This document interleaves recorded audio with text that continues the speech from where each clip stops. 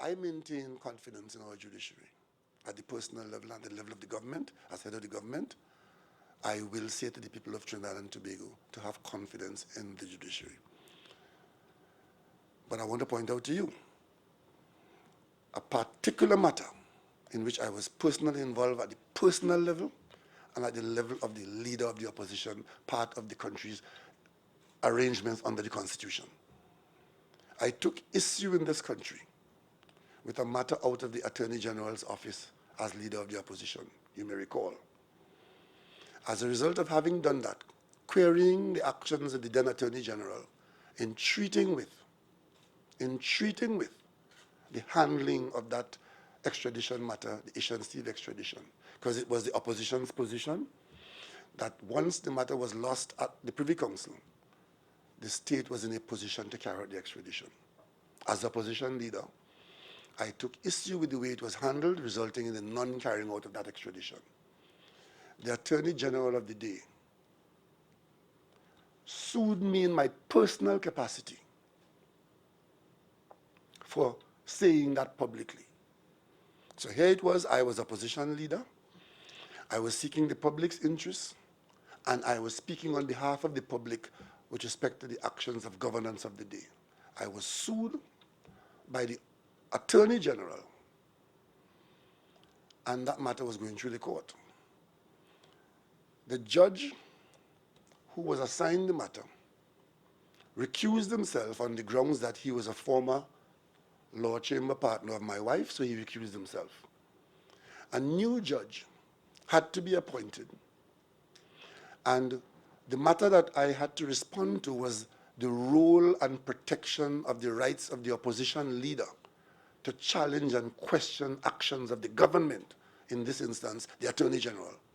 And therefore, we wanted to ensure that we properly argued this matter with significant case law, because had that matter not been properly argued, and if it was lost, then it would have resulted in an evisceration of the office of opposition leader. It would have prevented the opposition leader from being a proper watchdog on the government.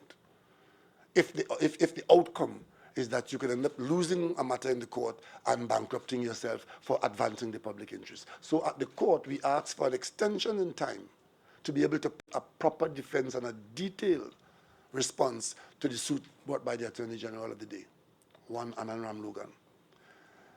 Because of the recusal of that judge and this request for an extension, we were now waiting on the court to tell us, one, that a new judge has been assigned to the case, two, that the extension was granted, three, what date we are required to respond to the matter under those consequences.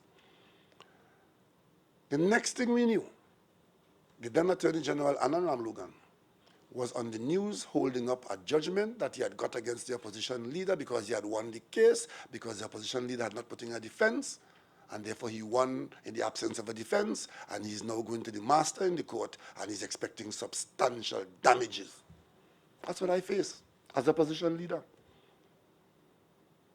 Turns out the next morning that one, we were never, my legal team and myself, we were never told that a new judge had been put on the case.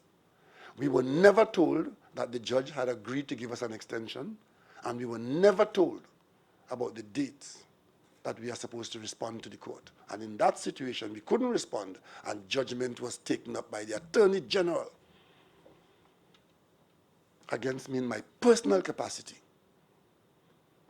And then we found out that while we who asked for the extension, we who had to put up a defense to a suit of this magnitude brought by the Attorney General, were not informed of these pieces of information, that the Attorney General, Anand Logan, he was informed by email and informed personally of these facts, and he waited there in the slips until the time expired and took up judgment against me.